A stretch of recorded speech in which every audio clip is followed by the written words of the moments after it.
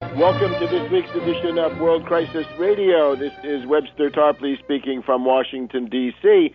Program being recorded here on Friday, the 21st of September. And this means that the first time you can hear this broadcast, it's going to be the 22nd of September, and a great day, the day that President Abraham Lincoln issued the Emancipation Proclamation, the warning to the Confederate slavocrat power that unless they stopped their rebellion against the United States, slavery would be abolished in their territories. And of course, they refused to take the warning, and therefore the Emancipation Proclamation went into full force on January 1st, 1863.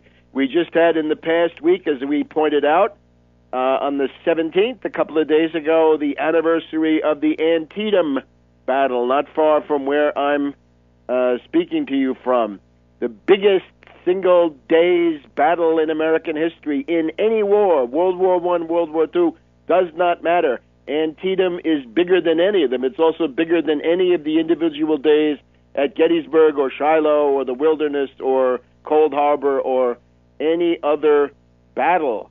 It's a landmark, and it's a landmark to the radicalization of the Civil War. If sacrifices like these are going to be made, then cabinet warfare cannot be the answer. It's got to be a principled struggle for profound social reform in the Confederate States so that hopefully the problem would not be repeated. Now, unfortunately, Lincoln was assassinated before he could win the peace with his concept of Reconstruction, which would have meant the industrialization of the southern states, breaking the slavocrat power with economic development and increase in population and land reform, I would say, for the newly freed slaves. In other words, the famous 40 acres and a mule, which was implemented by Sherman in certain areas when he could, that was the answer, to create a prosperous class of small farmers and to extend the Homestead Act from the public lands of the Midwest, extend that into these slave plantations, break them up. This was attempted by Thaddeus Stevens, the guiding light of Gettysburg College here up the road, right? One of the radical Republicans. He's vilified as being vindictive. The breakup of these plantations of the Confederate leaders and the creation of a class of small farmers among the freed former slaves, that would have been the answer to break the backwardness of the Southern system, which is otherwise with us still today.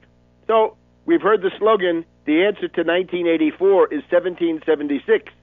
Partly true, but 1776 by itself is not enough, as the Civil War shows beyond any argument.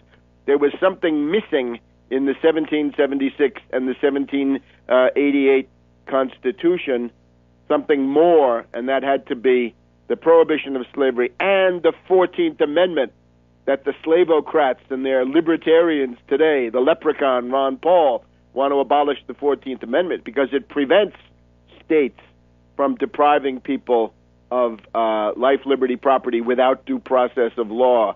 No, the state is not, the individual federal state is not allowed to run wild inside its own territory. The 14th Amendment makes specific the call that each state has the right and the duty to maintain a republican form of government, not a slave oligarchy and not a theocracy either, as Brigham Young attempted to create out there in Deseret. So, big day on the 22nd. Be proud of Lincoln, the greatest man of the 19th century, and somebody that we can learn from in the troubled times ahead.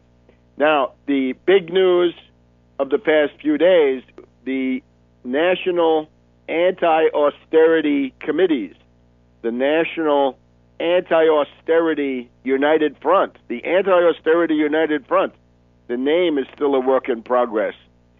This will have a launch, an initial meeting, a preliminary convention which is going to be held in New York City. Mark your calendars and save the date. It will be New York City, October 27th, about 5 weeks away.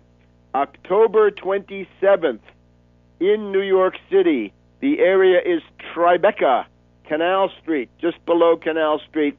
56 Walker Street will be the premises.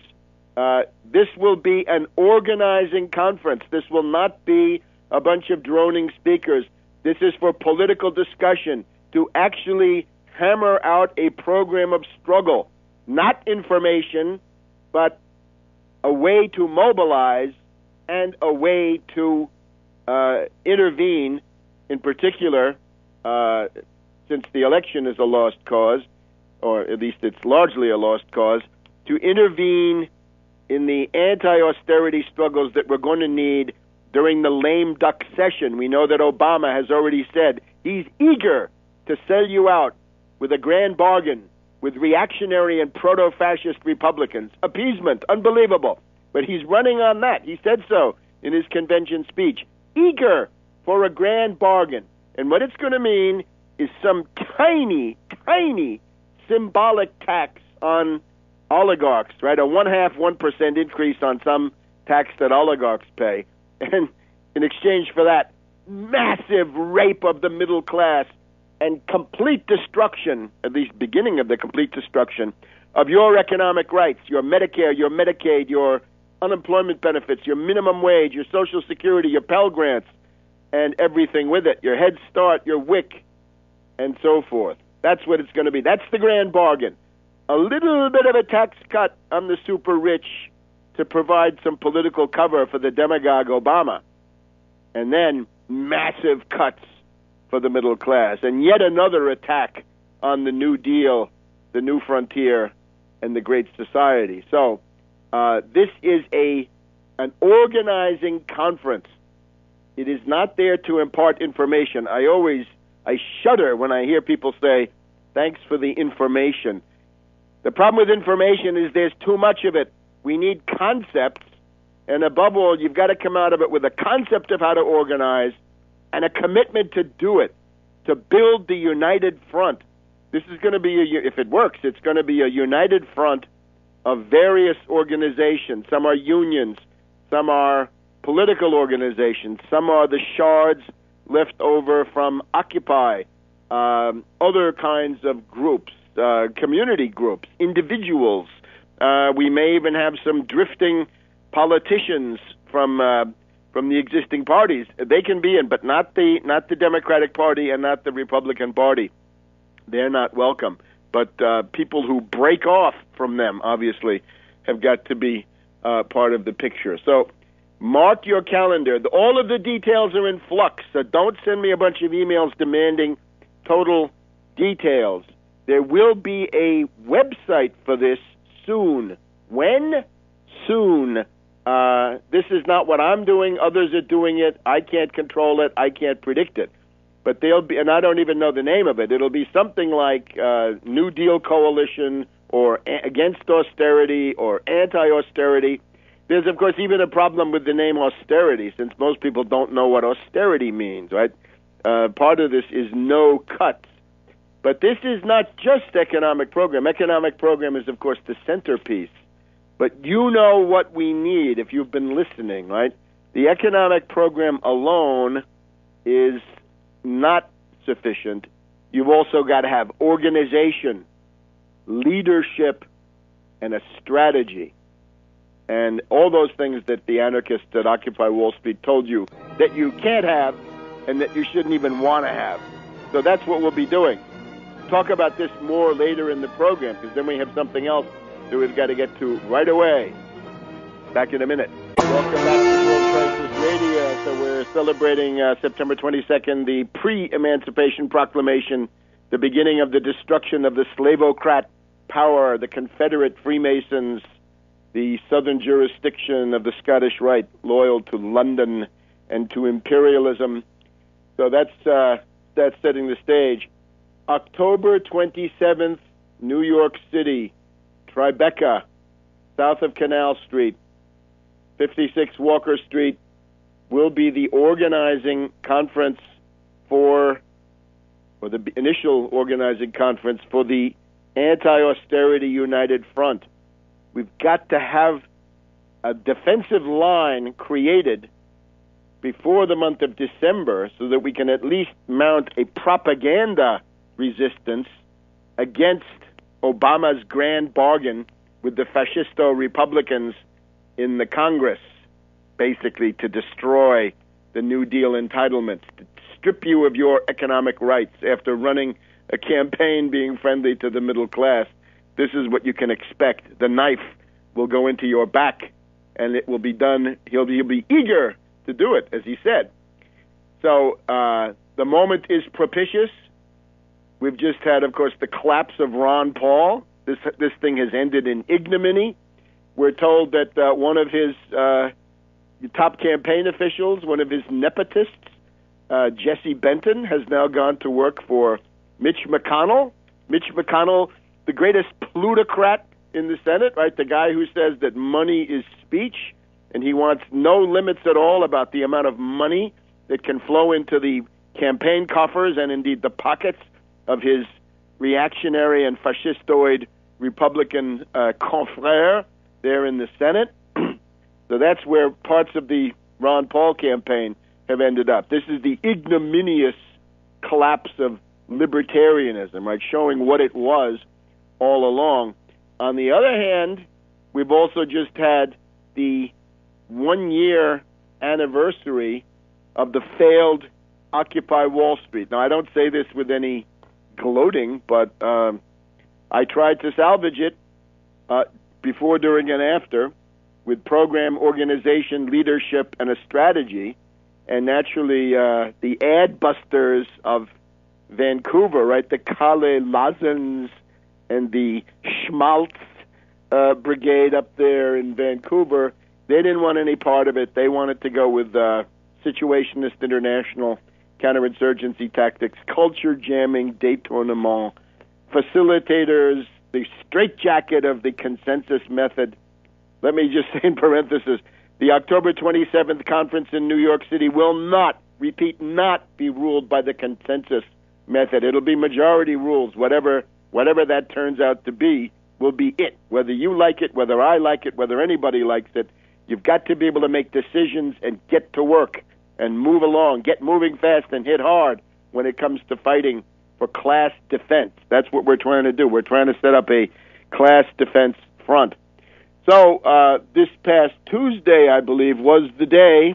That was the first anniversary of Occupy Wall Street. And I found, being in New York on that same day for the pro-Syria event that was held at Theater 80 on 80 St. Mark's Place. Very interesting operation there, and a fairly well-attended event, considering the amount of resources put into it. Thank you to all who attended, many listeners of this program. Here we've got Our Town. Remember Our Town? Well, Our Town is still there. This is the Our Town Downtown edition, right? This is a free newspaper from New York City. What is the legacy of Occupy Wall Street? With the first-year anniversary of Occupy Wall Street looming, writer Matt Harvey examines the true power of the Occupy movement. And he points out that this started off with this occupation, always a complete programmatic vacuum, and that as the time went on, more and more sort of militant anarchists came in particular the Black Bloc, and we reported about Black Bloc at the time, right? These are anarchist wreckers. These are people who do the work of the ruling elite. The Black Bloc comes in, and they first of all, they're channeling disaffection with the current economic system. Then they try to create a new type of urban protest community. It's not new. It's called the hippie commune. Nothing new about it. Then the money came in. You could get free lunch. A lot of panhandlers show up. And then we get the Black Bloc coming in, and with the Black Bloc, their goal is to offend the middle class. Here's what we read. The smell of weed was always in the air, and the political causes on display, especially as the so-called Black Bloc anarchists moved in, aimed to offend middle-class sensibilities. That's what culture jamming means. Let's épater la bourgeoisie, right? We'll freak out the middle class by putting on some kind of an obscene spectacle. That's just great. That's really going to help the people out there who need medical care, defend their home against foreclosure, pay a tuition bill, and get some unemployment benefits. That's really great. This is the nothingness of the petty bourgeois student anarchist rebellion. And this thing has now played out its logic to complete impotence. And I must say I've seen this before in the 60s and then even later in other countries. All right. So Harvey, I think this is an interesting article, realistic. Post-eviction, Occupy's trajectory towards obsolescence has been equally rapid, begging the question of whether the movement was able to achieve anything meaningful during its short lifespan. Certainly it can take credit for instilling a flurry of buzzwords into the national psyche that changed the term of the economic debate, right? The 1% and all this. Of course, it just means oligarchy, and oligarchy is a better way to say it than 1%, because it's qualitative as well as quantitative. Indeed, the very way in which many Americans think about how wealth and political power coalesces has been altered by the concept of the 1%. So fine. So you've introduced a new word, right? You can do that with a Twitter. You can do that with a YouTube. You can introduce, one YouTube film gets macaca all over the place, right? Thinking this racist, mediocre nepotist, George Allen, right? He's there because of his father was a coach for the Washington Redskins. All right, now let's continue. Cynically, the national Occupy movement might be seen as another pseudo-rebellious lifestyle for young adults who aren't cut out for the rat race, like obsessive tattooing or following fish. Well, you may have a point. Now, a year on, OWS's imprint seems lightest where it is needed most, near the financial centers of power. And he says you can find Occupy in Ithaca, New York, Cornell, but you can't find it anywhere near Wall Street. And we'll be back in just a minute with some more analysis on this. Welcome back to World Crisis Radio. Keep up with everything at Tarpley.net, Webster G. Tarpley Twitter feed. It was on Webster G. Tarpley Twitter feed that we first put out the word that the Anti-Austerity United Front, the No Cuts United Front, will launch in New York City on October 27th, Saturday, October 27th, from noon to 6 p.m. at 56 Walker Street, and that will be in Tribeca. More details as time goes by. A website will go up, and other than that, don't ask me because it's all in flux. Pantare, everything is changing from hour to hour. It's an organizing conference. It's not a bunch of academic set-piece presentations. Accent on political discussion, political debate, and action proposals. It's for action in terms of program, organization, leadership, and a strategy, aiming initially to create a united front, similar to Syriza, right? Syriza, I think you can argue persuasively, this is the best proximate model we have of something that might work. Greece is not the U.S., but this has worked this year. Don't follow the Indignados. They failed. The Indignados got nowhere. Don't follow failed examples. Try to find one that succeeded. Syriza did, from 4% to 27%. They are now the opposition. They are in a position to take power under certain circumstances. That's where we want to be. So protest is not the idea. We don't have time for mere protest anymore. Mere protest is for wimps. Revolutionaries are into seizing power, or at least part of power. Remember, the Tea Party got 75 to 80 members of Congress, 6 senators, and the Occupy Wall Street, as this article is telling us, got absolutely nothing. And why? Because of anarchist ideas spread by these creeps at Adbusters, the anthropologist David Graeber, and other examples of misleaders. Just to go back to this interesting article here in Our Town, a year later, Occupy Wall Street has its imprint lightest where it is needed most, near the financial centers of power. You can find it in Ithaca near Cornell, but you can't find it in Manhattan. Worst of all, perhaps, despite its exciting rhetoric of economic equality, Occupy's influence during a decisive election, when real issues determining the well-being of the majority of Americans are in play, their influence seems to be non-existent. Non-existent. Some of this absence of muscle flexing during the election may be attributed to choice. Yeah, choice, because the leaders are wreckers.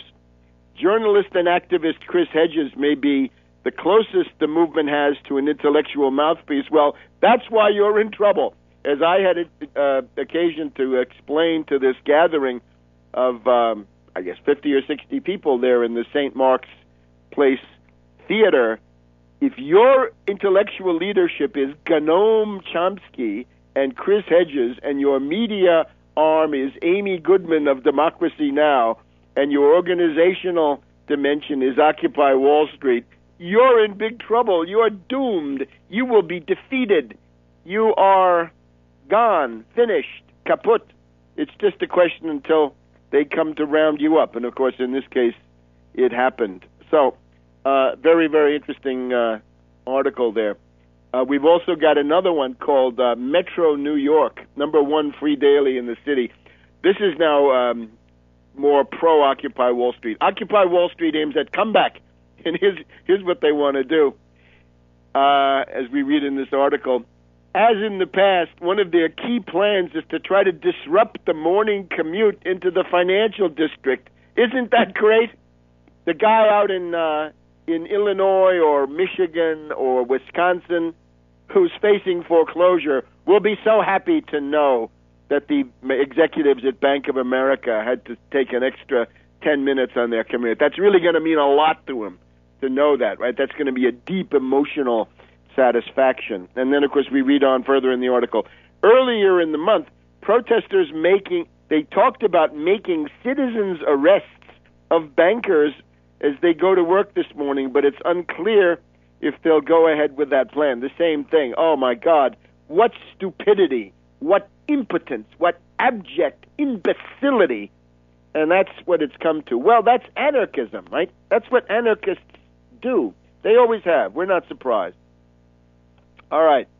But what we now have to think about is what to do about this. In other words, as I'm just trying to explain, with the collapse of the Ron Paul libertarian sideshow or clown show on the far right, because this was extreme reactionary, festooned with fascist economic demands.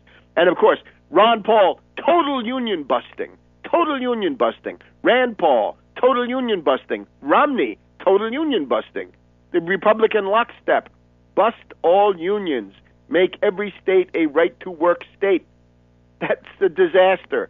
Let's destroy the only mass institutions that could ever fight totalitarianism and call that liberty and freedom. Is this insanity, or is it that they're agents of Wall Street? Only their hairdresser knows for sure. So Ron Paul clown show collapsed, and Occupy Wall Street collapsed, and an object of mockery in its own way, right? Look at that Bill Maher thing about how kids want to camp in the park, but working people, the real blue-collar universe, they don't have time for this. They don't have time to savor the ineffable comic dimensions of culture jamming and détournement. So that's the moment, right? There is this space.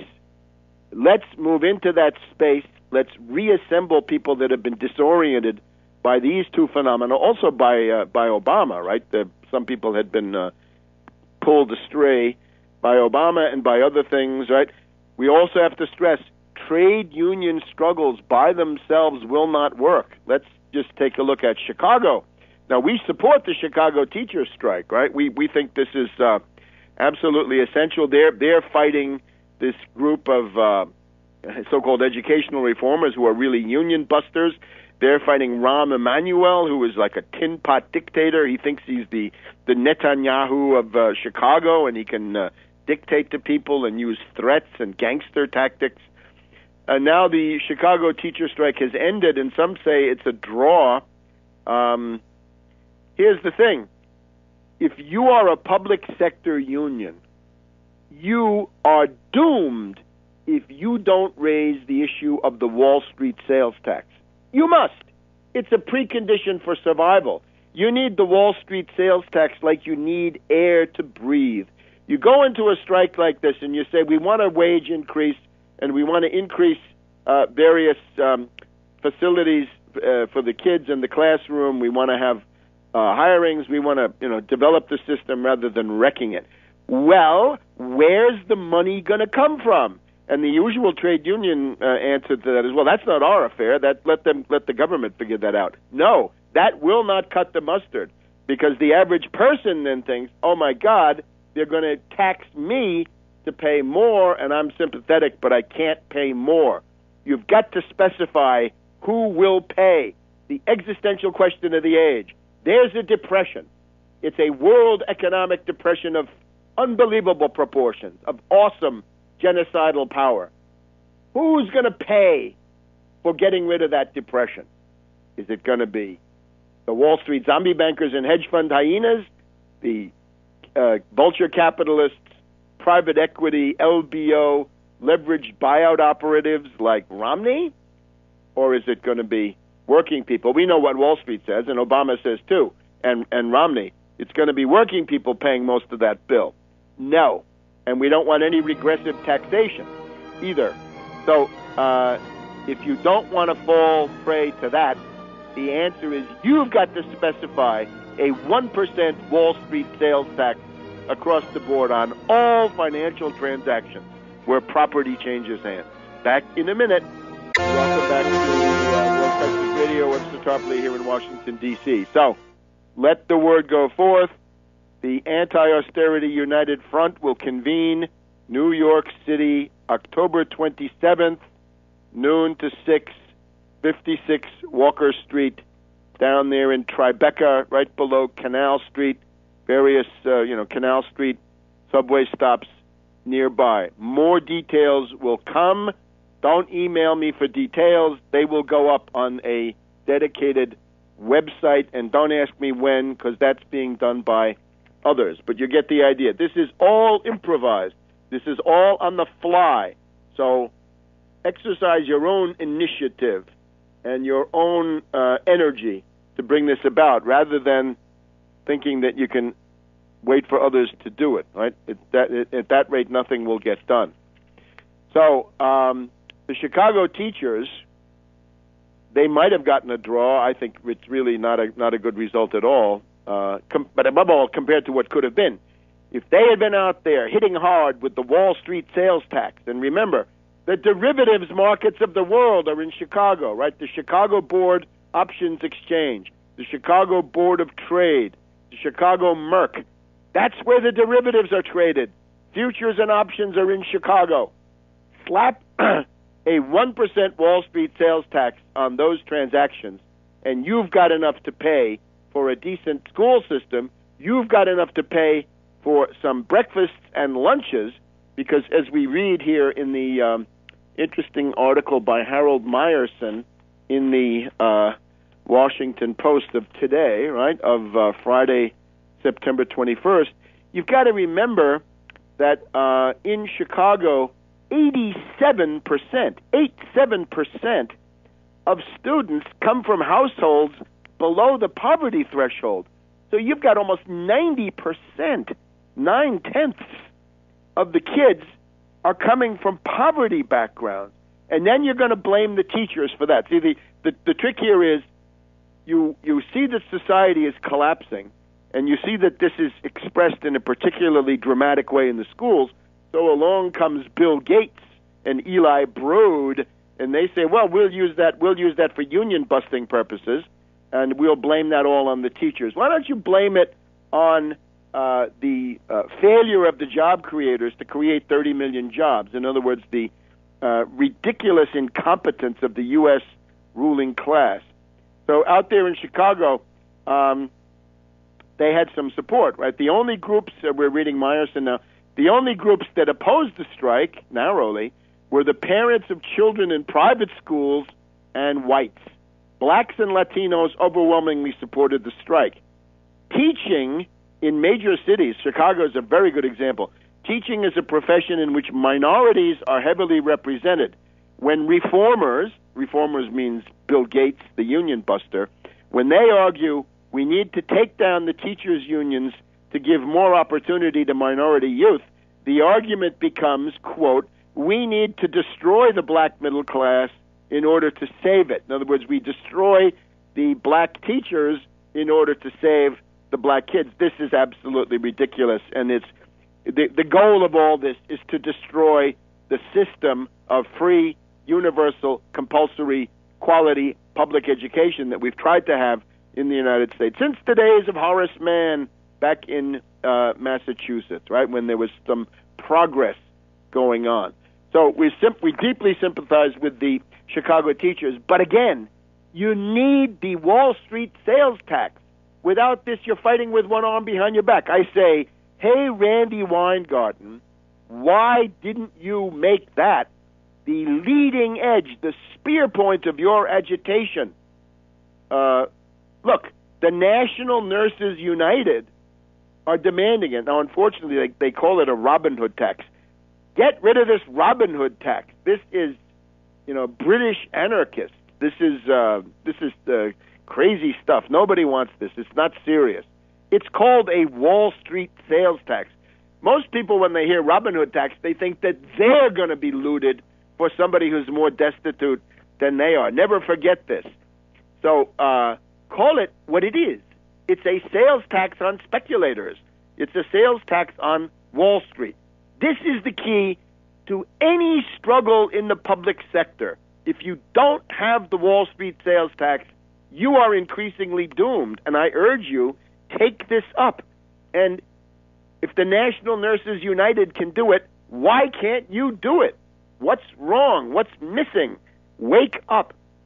And let me also specify, it's not a wealth tax. No, not a wealth tax. That we have the neo-Trotskyists are out there. They want a wealth tax. In other words, instead of having an income tax, they want a wealth tax. They used to have this in Germany, Vermögensteuer, right? Wealth tax. And then you have to basically put down everything you own, and they tax you a percentage of your net worth. This is a bad idea because, again, many people think that this will target them. This will be a gift to Republican demagogues. This will be a wonderful Christmas present to reactionaries, right? I can see the Koch brothers rubbing their hands in glee if the demand turns out to be a wealth tax. You don't want to make it a wealth tax, but for all of these reasons, mainly psychological, right? That many people think that it's going to target them. The other dimension is the power to tax is the power to destroy. The power to tax is the power to dissuade, right? To move you away from something. And you don't want to do that with wealth necessarily. You want to do it with speculation. Speculation is the one thing anybody who's not insane can say isn't evil, that the world has got too much speculation, too much casino economy, and so forth going on.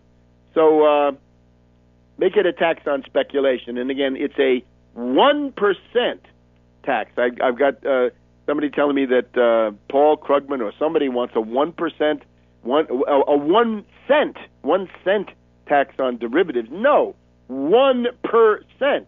And I'm a moderate here. I'm not saying let all financial transactions be taxed at the going rate of the state sales tax, like in California, right? 12% in many areas. Let the financiers pay that. No, I'm trying to be moderate. 1%. Now, of course, you may want to start out with the 12%, and then at the other end you'll have 1% left. But you get the idea. And of course, it comes equipped with a $1 million per person exclusion, so that individuals who feel that they want to trade for their IRAs or their 401ks or their retirement or whatever it is, their family property, that's fine. We're not going to take that away from you. You get a $1 million trading exemption per person per year. So if it's a family, right, husband, wife, each one gets $1 million excluded.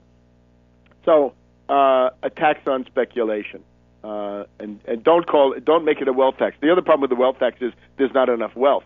The amount of money that goes through those Chicago options markets is in the quadrillions. It's 3, 4, 5 quadrillion per year. And of course, it is clear that if you put a 1% tax on that, those volumes will go down drastically to something more normal. But even then, there will be a continuous trading, and that then can be used. So the ideal model is a 1% Wall Street sales tax, half of it for the feds, half of it for the state in question. All right. So this is a good example. You want to find programmatic elements that grow organically out of the struggles or that are objectively suggested or demanded. The Chicago teacher strike cries out for the Wall Street, or in this case, Chicago Board Options Exchange, Chicago Merck, and Chicago Board of Trade derivatives tax, right? Because that's what this would be. It's not just Wall Street; it's Chicago, and in some ways, there's more money in Chicago than there is in Wall Street. But most people don't know this, so you get the idea. Now, here's the other thing: you got to distinguish between agitation and propaganda. Agitation is something you're actually trying to do right now. Propaganda is more a matter of somewhat longer-term education and so forth. So we got to talk about what kinds of demands are up front. In other words, your public projection of who you are and what you're demanding to do. This has to be addressed. Back in a minute. Welcome back to World Crisis Radio. Webster Tarpley from Washington, D.C. The convention, the founding convention, if you will, of the National Anti-Austerity Committee's Anti-Austerity United Front, set now for October 27th, New York City, from noon to 6. 56 Walker Street, Tribeca, below Canal Street. Details will follow. Patience and the relevant website will go up. This is an organizing conference. It aims at actual debate, back and forth, discussion, participation in the plenum, not workshops, not long academic speeches, but action and the details of practice, what's going to be done. The goal is to come out of it with a strategy and a commitment to organize for the united front on the part of these groups, right? If Alexis Tsipras was able to weld together 12 different sects, parties, splinter groups, splinter parties, whatever they were, to make a united force that could go from 4% to 27%. Isn't it time to try that here and to somehow go beyond whatever one's particular parochial set of demands might be, and realize that no demands are going to go through without the mass movement and without the affirmation of the united front? I mean, that's what you see with Syriza. Now, just we know essentially the 5 categories, right? Listeners know. The first one, the cutting edge and the way that you make your name in public and the way people will know you and understand you, is stop austerity, no cuts, roll back austerity cuts, hands off the economic rights of the American people, no grand bargain. Don't you dare touch Medicare, Medicaid, Social Security, unemployment benefits, Head Start, WIC, child nutrition. You know the drill. The second one, of course, is we've got to act to reduce the power of the zombie bankers, and from an economic point of view, to destroy, to remove the fictitious capital that they attempt to affirm, which is crushing production, consumption, and preventing economic recovery. And it's things like the Wall Street sales tax against speculation, the way that more new speculative, fictitious capital is generated. Put an end to too big to fail. Enforce the laws against the zombie banks. They're bankrupt, they go into liquidation.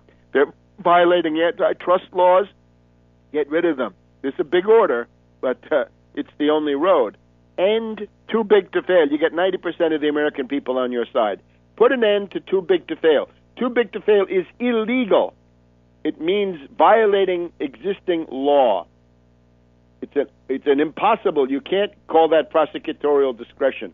It's a blatant attempt to ignore the law. Go on then to ban the worst derivatives. Ban credit default swaps. Ban collateralized debt obligations. Tax all the other kinds 1%. You get the idea. That's the second point. To attack and destroy fictitious capital, this burden in derivatives in particular that's crushing the world. Third point, seize the Fed, nationalize the Fed, federalize the Fed. Don't abolish it. That means to abolish the Fed means let's deregulate Wall Street even more. No. And we want 0% credit, but not for zombie bankers, hedge fund hyenas, money market mutual funds. 0% credit for production. You hear it now on certain oil companies are putting ads on there. Infrastructure, manufacturing, cement, pipes, making things. Yes, that's it.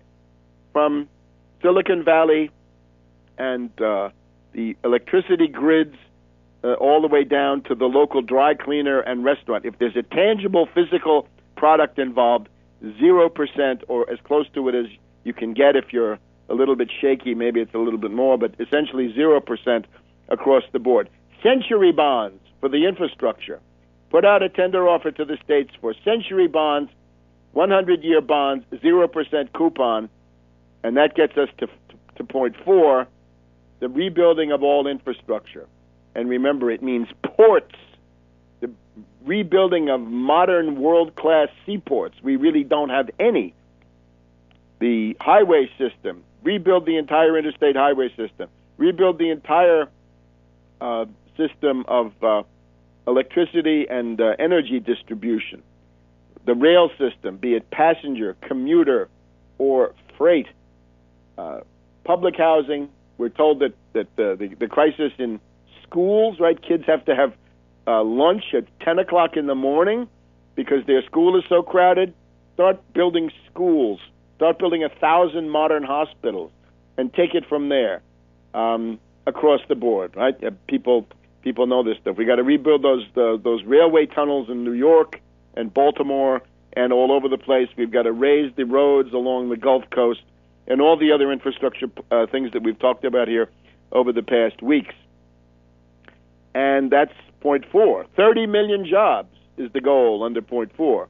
Well-paid union wages. Davis-Bacon Act will apply. And 5, the new Bretton Woods. Now, new Bretton Woods is a great thing, but it's a propaganda demand at this point. You can do that when you've already taken over the government. Let me also point out, we're not interested in process demands. This is petty bourgeois stuff. We're not interested in good government or process reforms.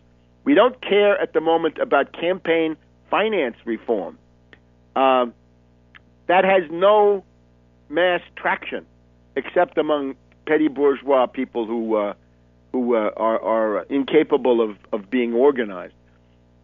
We want mass traction. In other words, the demands you need must address the survival needs of working people. The survival needs, the kitchen table, life or death interests.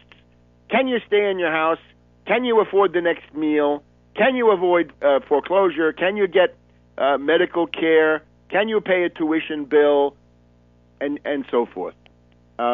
Mass traction demand. And these, from the point of view of economics, these are more than legitimate. These are sacrosanct. Because what you're talking about is preserving your workforce, defending your human capital while the recovery begins and gathers strength. But you've got to save people. They need dinner tonight. They need to see the doctor today. They need to stay in their house and ward off the zombie banker with a foreclosure order from a robo-signer or a robo-judge in a robo-court. So we need to think about demands like this. Let me just say, first of all, not Glass-Steagall. Not Glass-Steagall. Glass-Steagall fetishism is pathetic. We'll get to the roots of this in just a minute. What does that mean to the average person, Glass-Steagall? We're going to divide investment banks from savings banks. It's a great idea. I'm all for it. But that's not your mass edge. That's not where you start. You've got to start with something like this. Medicare for all. Medicare for all. $100 per person per month, and if you're destitute, it's for free. $100 if you can afford it, and for free if you can't. But Medicare for all. How about number 2? Got problems with foreclosures? How about the Fraser-Lemke Act? Stop foreclosures. Stop them. 5 years or the duration of the Depression. If you can get any judge at any level to approve a payment plan, you stay in your home. Fraser-Lemke Act. Third, no layoffs, especially no government layoffs. No government layoffs. And it means we've got to use the revenue. Now you'll say, how are you going to pay for that? Use the revenue from the Wall Street sales tax for revenue sharing, right? That's the idea. Half of it goes to the feds, half of it goes to the states. No layoffs of public employees, teachers, cops, nurses in public hospitals, and all the rest of it, right? Firemen. And student loan amnesty. Freeze it. 5 years of the duration of the Depression. Back in a minute. Welcome back to World Crisis Radio. Rushing along, we're talking about what kinds of demands would be the leading edge of an anti-austerity coalition, an anti-austerity united front of the type that we hope will emerge in New York City, October 27th at 56 Walker Street from noon to 6. That's the founding convention. And, of course, organizations, representatives are particularly welcome. Individuals also, famous intellectuals, needless to say, but task-oriented. And this is not, if Michael Moore wants to come for self-promotion, I'm afraid we're going to have to limit that. And it's got to be goal-oriented because the genocide threatens. So not Glass-Steagall, not campaign finance reform, petty bourgeois good government demands, not increasing the oversight budget of the SEC. These are all fine things, but that can't be the mass traction. That's not your leading edge of agitation. Those are, things that will take care of themselves once you get a few people into the Congress and you've seized some power. But right now, a student loan amnesty. The zombie banks who were bailed out by the American people will say thank you by allowing, by being imposed on with a student loan amnesty, the total freeze of all interest and principal on the $1 trillion of student loans that are now crushing the younger generation. Student loan amnesty. Zombie banks say, thank you, American people, for saving us. And then they go into bankruptcy liquidation anyway. In order to keep civilization going, you have to have education. A lot of this stuff has to be now, right? Dinner has to be tonight, and the class has to be tomorrow at the latest. We've got to find a way to make state colleges, state institutions, and community colleges essentially free if you need it. In other words, to use flows of tax money out of the Wall Street sales tax to pay for education, because this is the one thing we've got to keep going. The goal, again, to preserve the quality of your labor force. You've got to do it. The 99ers. Oh, I remember Ed Schultz on MSNBC. He was going to fight for the 99ers, come what may. In other words, if you've gotten over 99 weeks, or in many states, of course, now it's much less, thanks to Obama's sellouts, right? The Satan sandwich and the spring 2011 sellouts by Obama, those have cut the number of weeks you're going to get on unemployment benefits in most places. What we've got to do with that is make unemployment benefits open-ended. we've got to essentially get the 99ers back on their benefits. They need their checks. They can't. They're going to be homeless. They're going to die from lack of medical care and so forth. So, unemployment benefits are open-ended. There is no time limit, at least as long as this depression is lashing the world. People who have been fired, right? State government workers, teachers, firemen, policemen, bureaucrats, got to be rehired, right? People who work at the DMV, whatever it is. And we want to roll back anti-worker, anti-union measures like the fascist Walker in Wisconsin, the fascist Mitch Daniels in Indiana, and so on down the line. Right? Stop all of that. I'm also looking at the Social Security Act of 1935, the provision aid to mothers with dependent children, so-called welfare.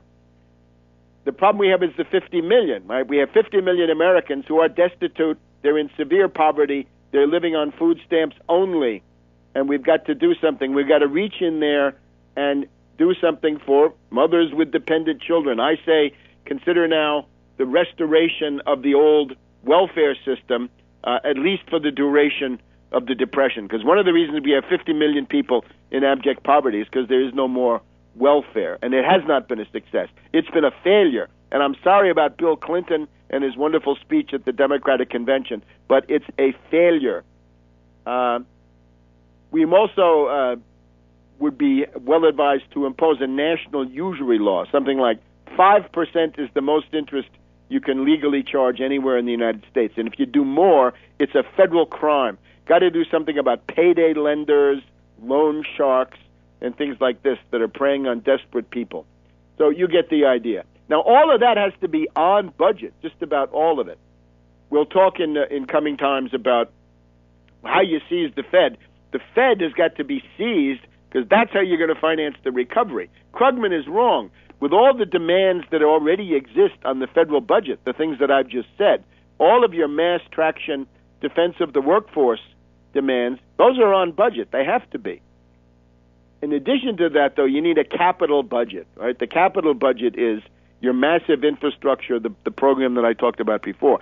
That's got to come out of the Fed. The Fed is going to cough up 0% Century bonds through a Main Street window or a state infrastructure window. Now, let's change gears. We don't want to forget about Bishop Romney.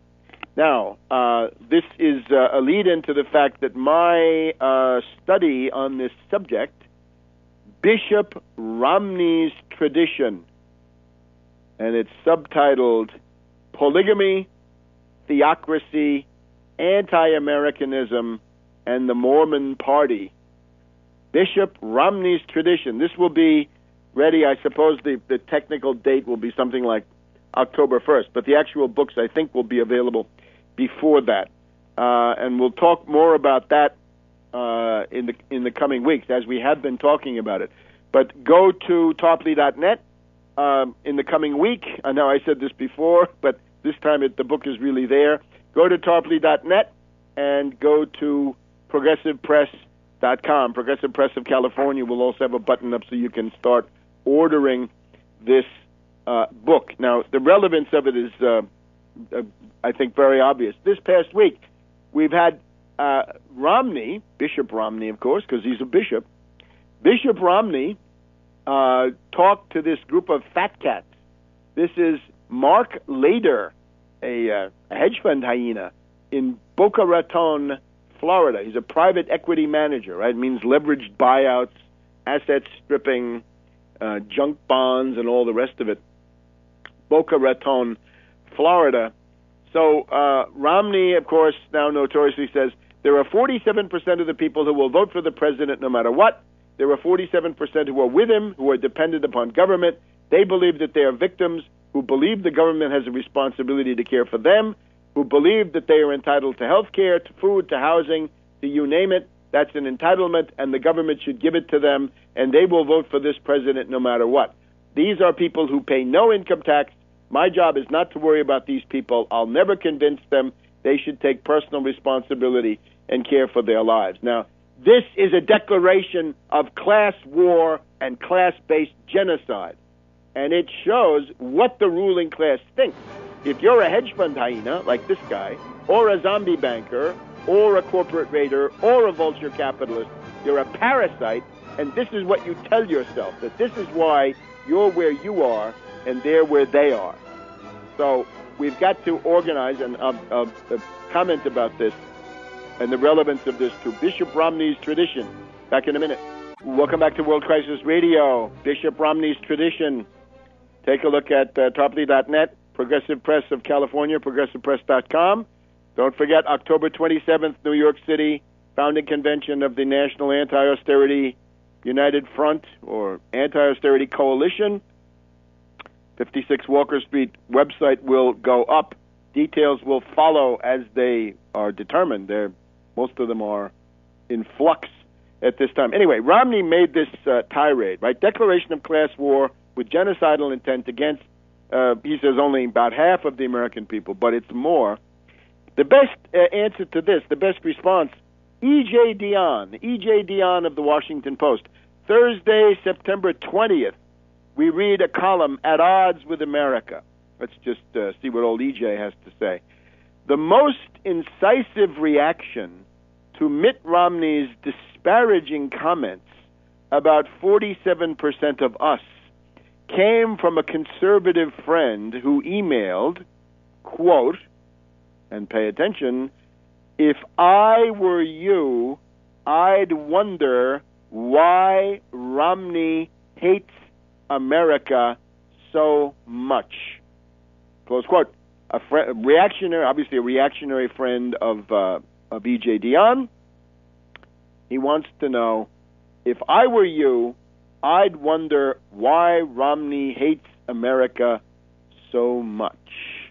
And E.J. says, a bit strong perhaps, but the more you think about what Romney said, the more you wonder how he really feels about the country he wants to lead. Yes, I have the answer. I'll tell you why he hates the United States. It is the Mormon tradition.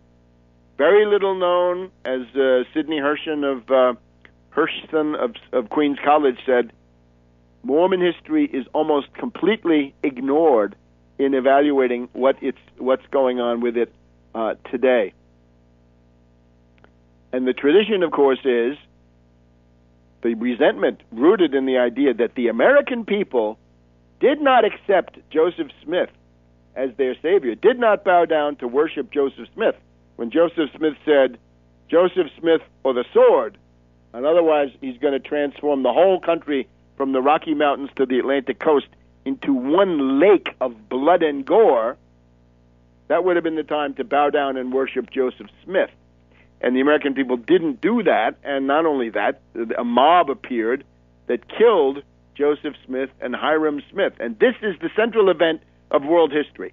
For the Mormon, that's the central event of world history, and that's what has to be avenged, because Brigham Young then added the doctrine of blood atonement. In other words, the individual killers of Joseph Smith have gone to their reward. They may have repented, and according to Christianity, they may have gone into everlasting glory, but not from the Mormon point of view. That's basically deicide, right? You've gone way too far, and the only way to make up for that is to be killed yourself in blood. So that's the resentment, and it's expressed in the Mormon Oath of Vengeance. I wonder, E.J. Dionne, have you ever heard of the Mormon Oath of Vengeance that was recited in the temple liturgy, the so-called endowment, every time they had a ceremony until 1927, and it binds everybody for 4 generations, and that includes George Romney, governor of Michigan, and his son Mitt, and Tag's children too. They're all going to avenge Joseph and Hiram Smith on the United States. The tradition of Bishop Romney is a resentment against America. It also includes specific hostility. First of all, polygamy. What is polygamy? Polygamy is a hostility to women and their rights. Then we have hostility to people who happen to have a black or brown skin. The Book of Mormon, the Book of Abraham, say, wow, those are the Ham, descendants of Ham, and the Lamanites, and they're inferior. Romney also, contempt for Latinos and Hispanics, right? They should prepare to self-deport. Concerning workers, right? Well, Bain Capital basically says we're going to rip you off. We're going to asset strip your company and shut it down, and or send it all off to China or some other runaway shop. We can go on, right? The White Horse prophecy means you got to hate Russia, and he has expressed that. He may have other grudges that we don't know about, and there are, you can look in the paper every day. There's some new group that he's got an axe to grind with. The Mormon Church has been a reactionary political force in American history. We have Ezra Taft Benson, who was the prophet. He was the head of the whole thing, saying that Dr. Martin Luther King was a communist agitator and the civil rights movement was communist agitation. The other thing we find in the 1930s is an eagerness to please Nazi Germany. And let's just talk a little bit about this. George Romney, the father of the current candidate. We're told by Dinesh D'Souza that it's fine to go and look at Barack Obama Sr. because he's an anti-imperialist, and that's where Obama gets his anti-American agenda. Well, I've been through all that. Some of it's true up to a point, but I think after 4 years in office, some of this stuff has been blotted out by hard experience. But let's look at George Romney. Right, so he comes back from Mexico.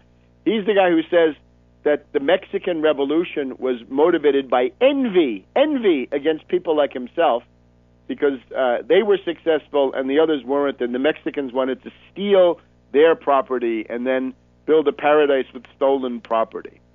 So he doesn't. That's his understanding of the Mexican Revolution, a big thing, right? Demands for land reform, other kinds of reforms brought in, but no, not from Romney's point of view. So the question now becomes George Romney, right? So this is George, the father of the current one. So his background is what? First of all, he's telling you Pancho Villa is the politics of envy. That's all he can see. It's interesting. We have Park Romney. Park Romney is a fairly young guy. I mean, not too old anyway, an adult, but there. Park Romney says the Mormon Church is an American cult. And this is Romney's cousin, removed once or twice. When George Romney, the father, went to work, who did he go to work for? Alcoa, the Aluminum Corporation of America. It happens that this is part of a Nazi-centered cartel system. Let's quote from George Seldes in his book, 1,000 Americans and also Facts and Fascism. Quote, by its cartel agreement with IG Farben, controlled by Hitler, Alcoa sabotaged the aluminum program of the United States Air Force. And the sabotage turned out to be almost 40% of a year's production. 1,000 fighter planes or 1,665 bombers that were not built in the war mobilization because of Alcoa catering to their cartel agreements with IG Farben. Harold Ickes, June 26, 1941. If America loses the war, it can thank Aluminum Corporation of America. And that's who George Romney is working for. Then he goes to work for GM and Ford. You know this stuff. Henry Ford, anti-Semite. He has Ford Werke in Cologne, Nazi war economy. He's supposed to build the Willow Run bomber plant, but he doesn't get it off the ground for 2 years. He hired Charles Lindbergh, the Nazi simp, to be one of his employees. General Motors, of course, controlled by DuPont. DuPont had cartel agreements with IG Farben, and so forth. You get the idea. And then, when George Romney runs for office, it's on the basis of this pro-Nazi moral rearmament of Frank Buchmann. More about this next week, but we'll be back in a minute. Welcome back to World Crisis Radio. Got to rush to get some stuff here in the last segment. Remember, the film, right? The anti-Islamic film is important. Don't say this has played no role. The Republicans don't want that film to be important because it leads right to them. The Romney campaign made that film. We go from the Coptic activist Nasrallah to the Islamophobia network associated with Pamela Geller and Robert Spencer, I think his name is. Key member of that, dominant figure, most famous person in that group, John Bolton, future Secretary of State for Romney, top pro-Romney neocon. So don't let go of the film. The film is key. The Romney campaign made the film. Then the death of Ambassador Stevens. Who could have killed him? We see all sorts of people. Well, since we're about to talk about LaRouche, right? LaRouche blames Obama. Sorry, Kumu was in Guantanamo Bay. How do you get out of Guantanamo Bay? You make a deal with the CIA to do whatever they want. Kumu was then shipped back to Libya, part of the attack on Gaddafi, and now he comes and kills Ambassador Stevens. That's a CIA asset killing a State Department ambassador, and I'm sorry for those who think that they can somehow blame that on Obama, right? You can hang Obama for what he's actually done. You don't need to try to get him for things that have been done by others. But now, on this interesting topic, we have to pay attention to various groups that are flanking operations for Romney, right? We paid attention to Ron Paul. We got to pay attention now to this LaRouche youth movement, which is flanking operation for Romney in the sense that they're out there vilifying Obama like mad, blaming, he's the new Hitler, he's all this stuff. But they're essentially an arm of the Romney campaign. Now, a group of these people in the LaRouche youth movement have now left this organization. It looks like the breakup of the LaRouche youth movement. Some 8 members, of which the best known is a guy called Sky Shields, have left. So if there's a 75-page document where they describe what happened to them. You can find this on the internet. Look up Sky Shields in quotes and why we left. The problem with this document is it's focused on the little world of what's going on with, the dementia of LaRouche or other similar issues, but not enough on the political framework. Maybe once or twice in the entire document, they seem to realize that they're in effect an auxiliary of the Romney campaign, but that's really just one sentence towards the end. When you see LaRouche coming out saying the attack on the U.S. consulate in Benghazi is to be blamed on Obama, not the CIA, this is what he always does. Never the CIA. Don't mention the CIA. You will have seen me on Press TV a little while ago with a representative of this entity, and it's really interesting that there's almost a taboo on any reference to the CIA, and that's because what is being purveyed here is CIA disinformation. And let's give some interesting examples.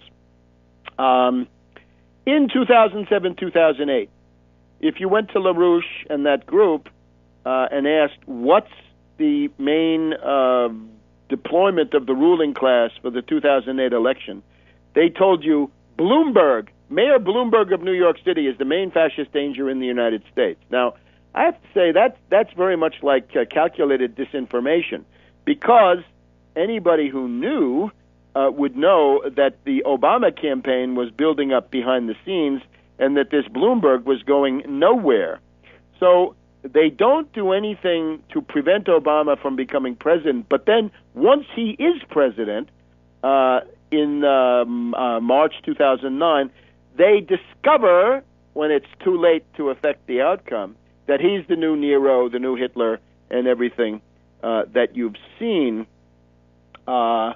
Later on, in 2011, we come to the crisis in Libya, and you will notice, you can still find this on the internet, that LaRouche's line on Libya was down with Gaddafi duck, and this meant taking a genocidal NATO bombing campaign and supporting it under the cover of a joke.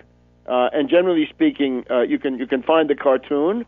This Gaddafi duck, I would say to the people in the LaRouche youth movement, if that would have been the time to exit, when you start supporting imperialist bombing of Libya under the slogan Gaddafi Duck. That's time to clear out.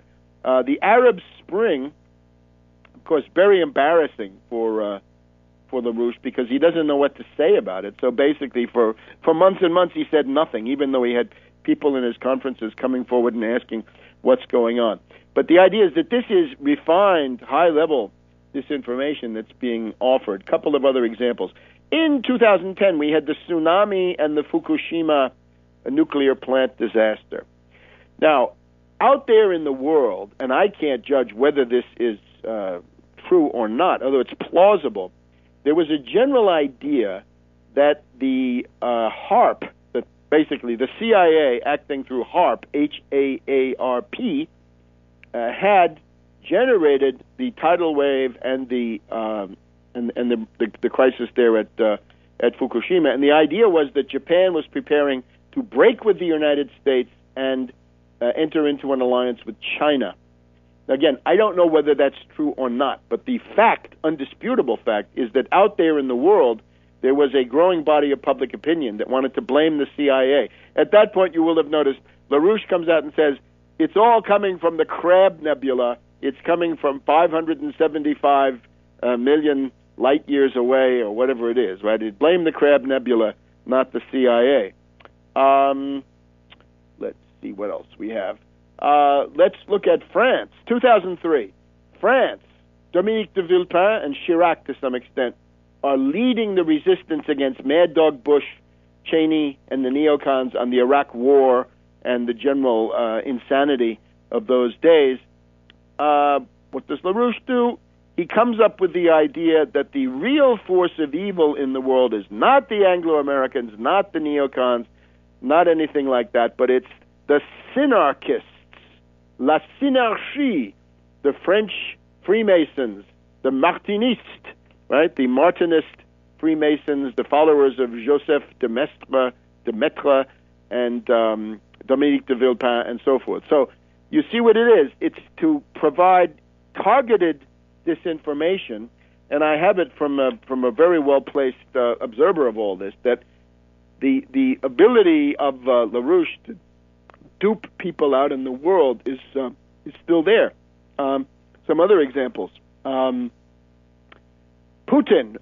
in the fall of 2011, when it became likely that Putin was going to come back to power in Russia, to the presidency, it's obvious, right? The news today is that Putin is kicking out USAID. He's trying to cut the ability of the U.S. to meddle, interfere, outrageously try to affect the internal politics of Russia. Well, instead of facing that reality, what you heard from LaRouche was, there's going to be a Pacific alliance of the U.S., China, and Russia, and maybe Japan, not Europe, but it's going to be a Pacific alliance, and that Putin's program is to have an alliance with the U.S. Not exactly what happened, was it? And you can see it's so crazy that it can hardly not be intentional. And what else do we have? Supporting John Kerry in 2004. I can remember in 2005, people from this entity that we're talking about, one of them came and said, the gang of 12 U.S. senators with Warner and Byrd is going to be the solution of the world's problems. What did they bring us? They brought us Alito, Thomas, and the reactionary Supreme Court majority we have. We were also told in 2005 that the Democratic Party has gone back to its New Deal roots. So I think it would be important for people who have come out of this to realize that what was being offered was obviously not reliable, and I think we can see fairly easily why it was not reliable. But it implies a very high level of intelligence awareness to realize how these particular lines are supposed to affect the outcome in the world. So remember, October 27th, save the date, October 27th, New York City, and Bishop Romney's tradition from Tarpley.net, from Progressive Press of California, and we'll see you all next week.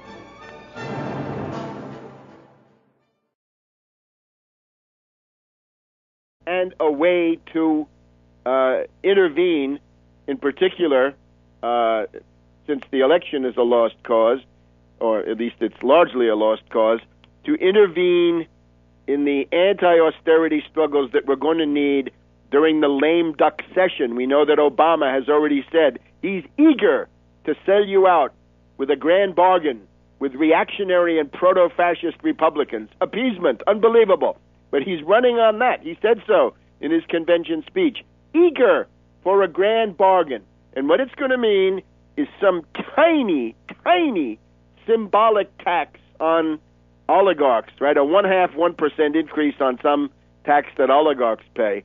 And in exchange for that, massive rape of the middle class and complete destruction, at least beginning of the complete destruction, of your economic rights, your Medicare, your Medicaid, your unemployment benefits, your minimum wage, your Social Security, your Pell Grants, and everything with it, your Head Start, your WIC, and so forth. That's what it's going to be. That's the grand bargain.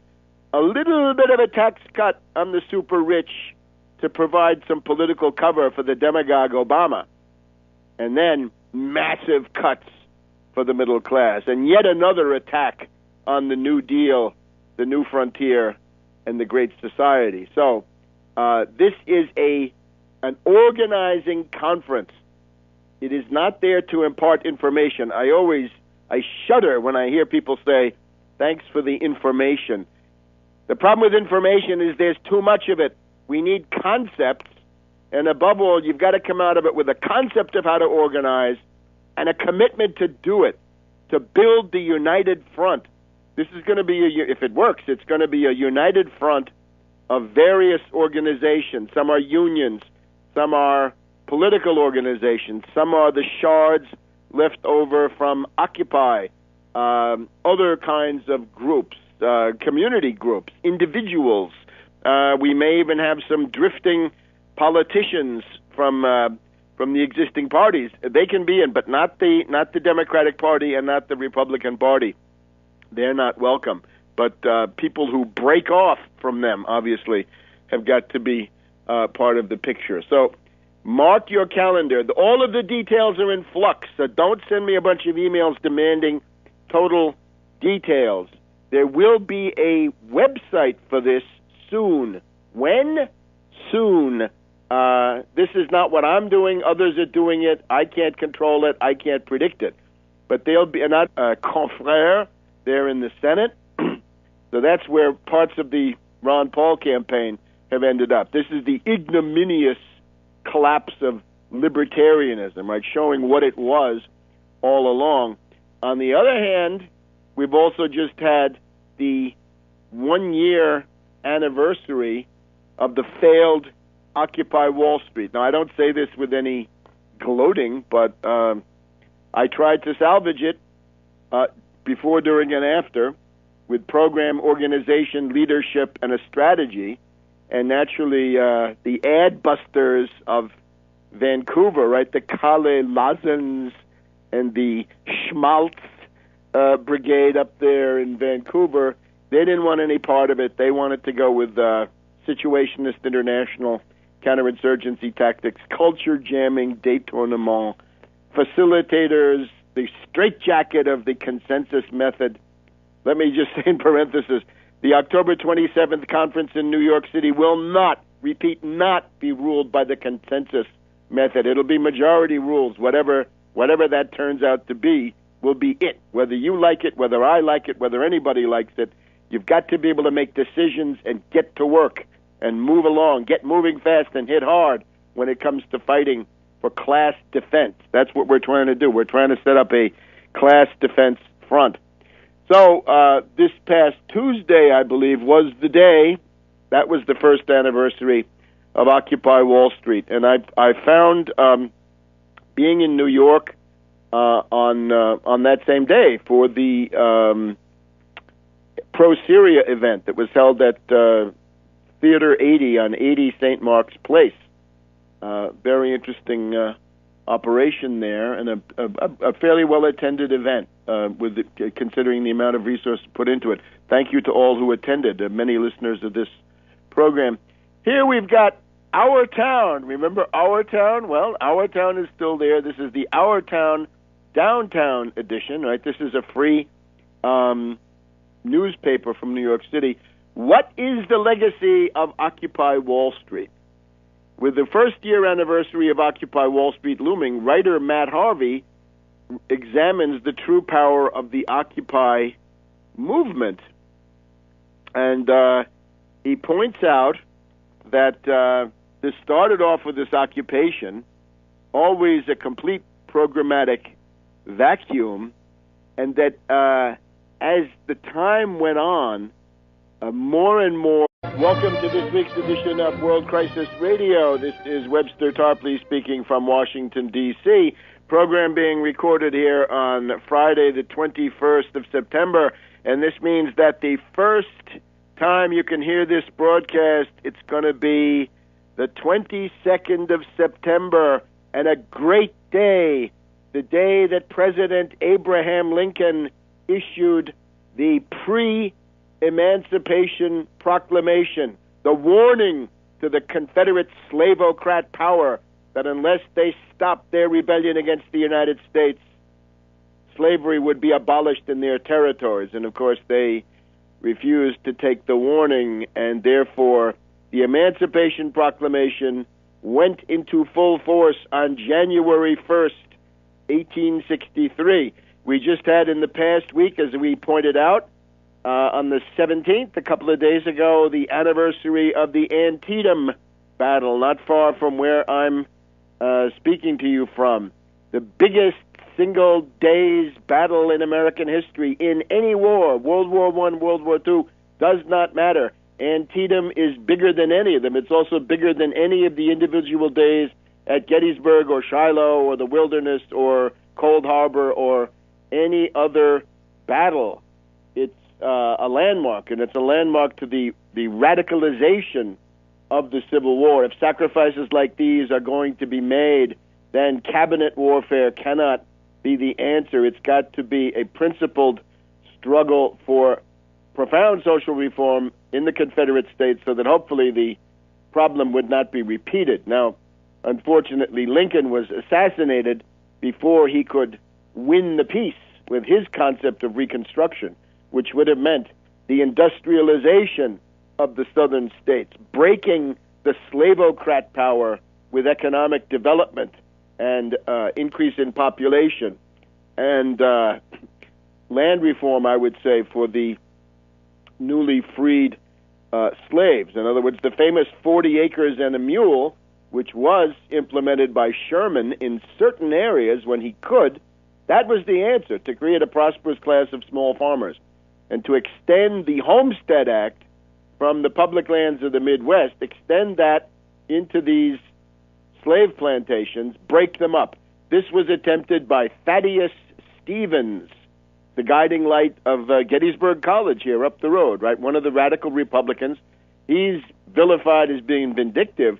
The breakup of these, I don't even know the name of it. It'll be something like New Deal Coalition or Against Austerity or Anti-Austerity. There's, of course, even a problem with the name austerity, since most people don't know what austerity means, right? Part of this is no cuts. But this is not just economic program. Economic program is, of course, the centerpiece. But you know what we need if you've been listening, right? The economic program alone is not sufficient. You've also got to have organization, leadership, and a strategy. And all those things that the anarchists at Occupy Wall Street told you that you can't have and that you shouldn't even want to have. So that's what we'll be doing. Talk about this more later in the program, because then we have something else that we've got to get to right away. Back in a minute. Welcome back to World Crisis Radio. So we're celebrating September 22nd, the pre-Emancipation Proclamation, the beginning of the destruction of the slavocrat power, the Confederate Freemasons, the southern jurisdiction of the Scottish Rite, loyal to London and to imperialism. So that's setting the stage. October 27th, New York City, Tribeca, south of Canal Street, 56 Walker Street, will be the organizing conference or the initial organizing conference for the Anti-Austerity United Front. We've got to have a defensive line created before the month of December so that we can at least mount a propaganda resistance against Obama's grand bargain with the fascisto Republicans in the Congress, basically to destroy the New Deal entitlements, to strip you of your economic rights after running a campaign being friendly to the middle class. This is what you can expect. The knife will go into your back, and it will be done. He'll be eager to do it, as he said. So the moment is propitious.